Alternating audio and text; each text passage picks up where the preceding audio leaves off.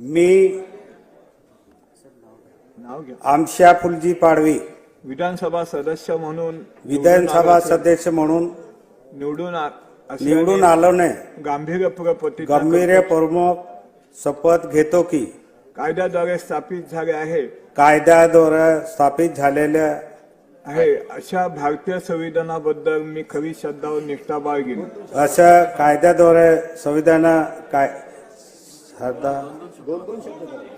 भारताची सार्वभौमता भारताचे सार्वभौमताने व एकात्मताला उन्नत राखीन उन्नत राखेल आणि आम्ही आता जे कर्तव्य मी हाती घेणार आहे ते ते निष्ठापूर्वक पार पाडेल निष्ठापूर्वक पार पाडेल।